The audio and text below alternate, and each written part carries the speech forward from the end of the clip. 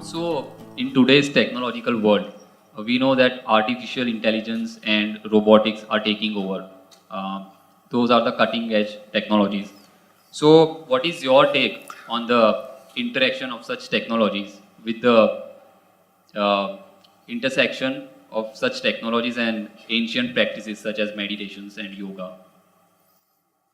Are you sure I'm real? Because last year and a half, they've been inviting me to speak in all sorts of artificial intelligence conferences in the world. I was just surprised, why are they asking me to come and speak about artificial intelligence, because I'm not an expert in the field, nor am I an artificial intelligence. So I asked them in one of the conferences, it was in St. Petersburg, I said, why are you guys inviting me to all these artificial intelligence conferences? I'm a natural intelligence, not an artificial intelligence. They said, the problem is, what are we going to do? We're going to lose our jobs. These are all professors in big universities, in MIT and in Harvard and these kind of places.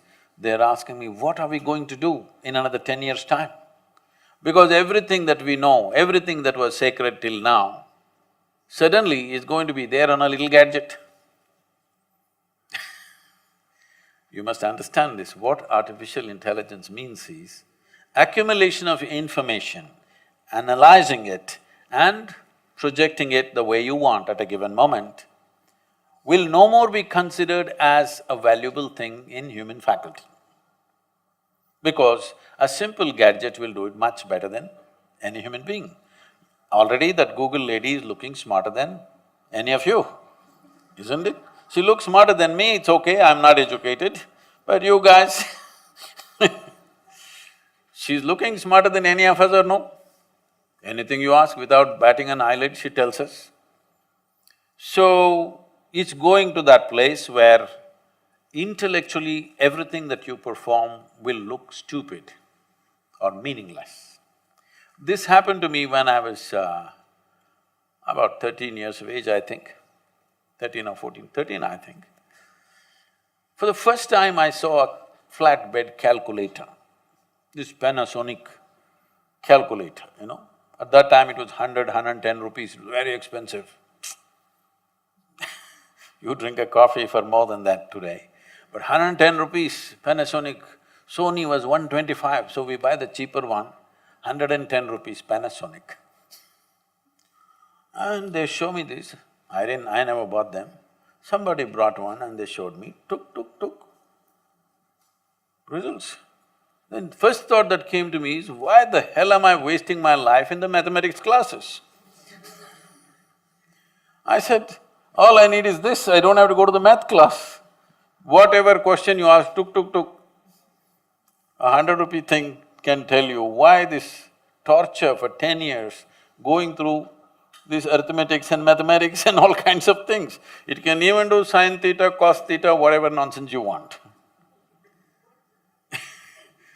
Then only I thought, we must make a big machine which does all this rubbish so that I don't have to go to school. At last, the dream is coming true.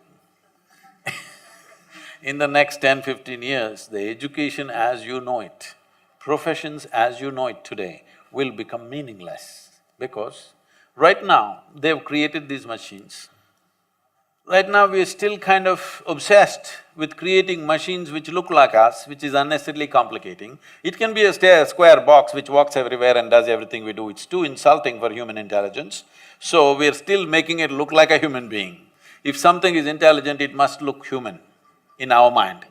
But slowly, for the sake of economics, somebody will make one tall box which does everything that you do, okay? Time is coming for that. So once this happens, many things that we are spending years on learning will be meaningless. Now they built a thing, I was meeting this one top real estate guy in Russia.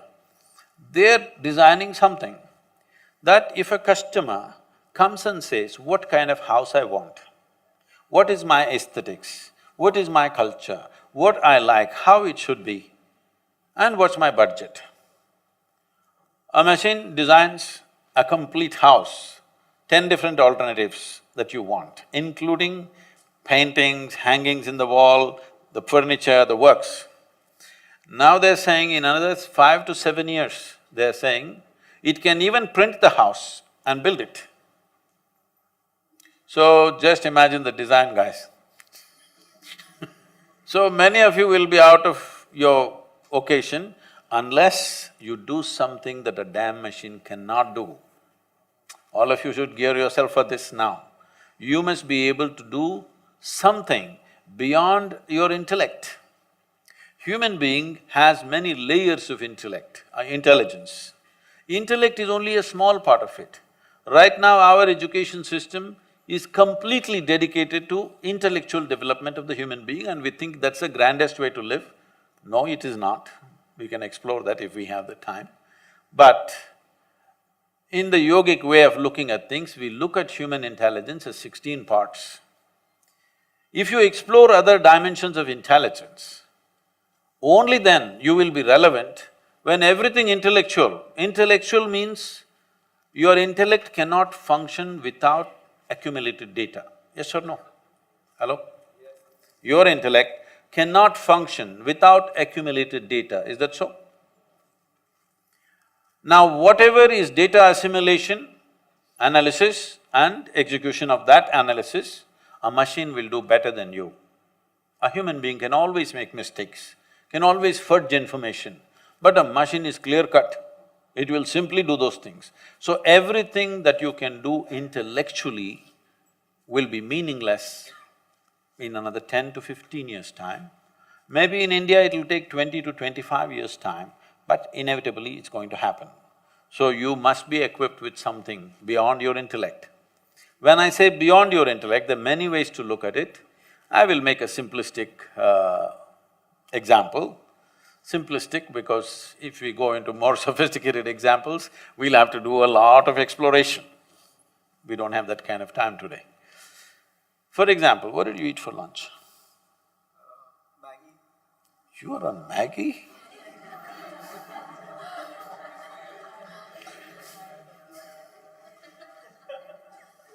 Can't you… somebody take care of his nourishment? He's on Maggie?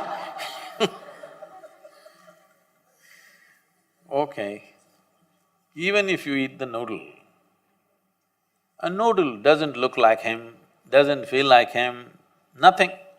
But this noodle he eats, within 3-4 hours' time, this Maggi noodle has become a human being, isn't it? Yeah, part of it. It's become part of the system.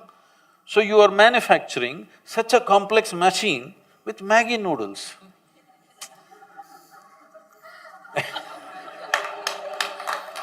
This is like a 3D printer. You put Maggi noodles into it.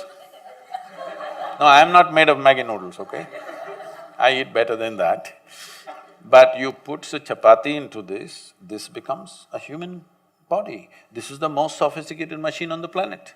You're manufacturing this with whatever food that you eat. And the food that you eat is just the soil that you walk upon. Yes or no? And it stands up. Isn't this a 3D printer? Hello? Does that intelligence exist within you or not? Not even in your brain, in your gut? It does. It does. It does. So if only you found conscious access to this dimension of intelligence, you would live magically, isn't it? Then artificial intelligence won't disturb you, you will be very happy because all the menial jobs if the machines do, what a wonderful world. I'm looking forward to that.